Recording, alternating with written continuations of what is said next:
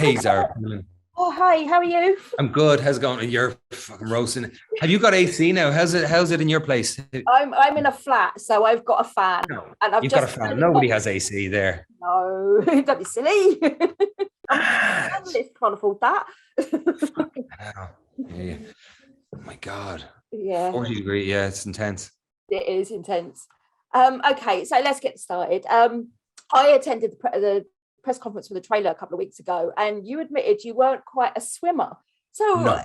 no, so was that a little bit daunting for you? I mean, Yeah. what possessed you? I remember when we wrapped and we finished the our Thai folks, the Thai team contingent had a little party. They were heading off and they had a gathering in one of their apartments and Jesus, some amazing food. But I was talking to Jason, one of the divers, Jason Mallinson, that night. And it was the first time I really got to articulate to Jason that I was really nervous in the water. I wasn't a great swimmer at all. And he was rather surprised. But yeah, it was a lot of faking going on, which I mean, you're acting. So, it's there's always a certain amount of faking going on as really as you try to make it, of course. But I wasn't, I can't say I was fully comfortable at any time in the process of shooting this in the water. Yeah. We had incredible teachers. We had Rick Stanton and Jason Mallinson, who were two of the British cave divers that were there, that were two of the lads that brought out the kids. So to have them as references was kind of extraordinary. And they were in the water with us as well. They got in the water and they were helping out in that way. And we also had just a team of incredible divers from Australia supporting us. So you did feel that there was an enormous amount of safety around everything. But at the end of the day, they built these cave systems that we dived in. And when you're diving and there's a ceiling above your head and, there's holes in the wall that we could get out, of course, there was always an exit route, but it did play a number on my noggin anyway. Because so was there no point at all where you were thinking, why did I sign up to this? Yeah, there was a point where I realized I had no idea that there'd be as much diving as there was. I was like, what was I thinking? I do remember going, I just didn't. If you had asked me before we started shooting, how much of the shoot will be in the water and how much of the shoot will be out of the water, I probably would have said 80-20. I think it was more 55-45, I think.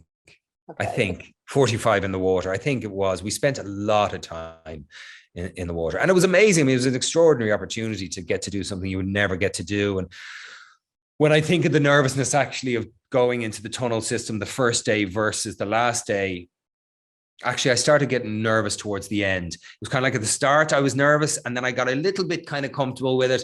And then towards the end, I thought this is when shit goes wrong towards the end. And so I started to lose my mind again. The very last day, I was so relieved when we were all done, but here we are. Yeah.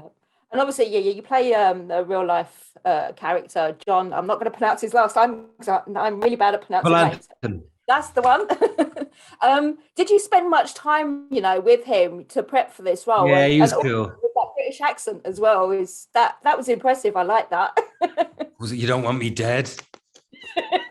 Oh No? God, I'll let you off the hook. You don't have to refer to it at all. But John was incredibly generous with his time. Like so much. He's a really lovely man. He's got a lovely sense of humor. He's obviously got balls of steel. I mean, pathologically calm under pressure, which is exactly what you needed in this situation those 4 years ago.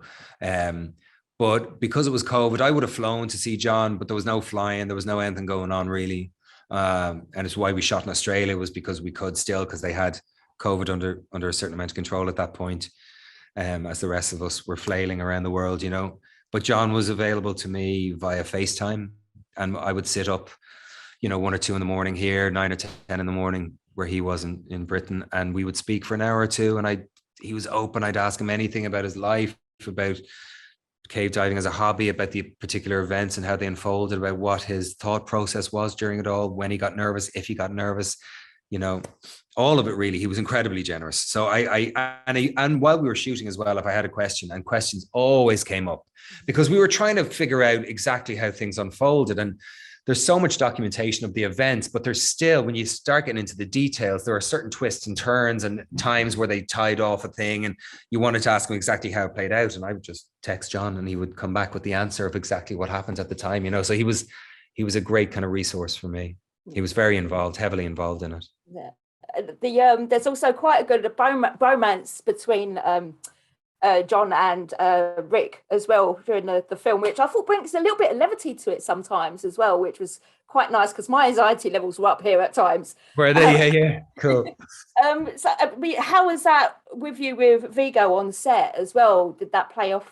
Did you play off quite well with each other? Yeah, it was easy. I mean, Viggo's all about the work, you know. He from first conversation and first meeting, it's really apparent how, I think particularly maybe with this over a piece of fiction, how important it was to him to pay attention to all the areas that needed attention, and particularly to constantly strive for accuracy and constantly strive to do whatever it took. Like Viggo would work Sundays. He really would. If you said, you know, on a 6-day week with Sunday being the day off, if you said to Viggo at 11 o'clock on Saturday night, can you come in at 6 a.m. Sunday morning and do a 12-hour shift? He'd be absolutely, if it was for the good of the film.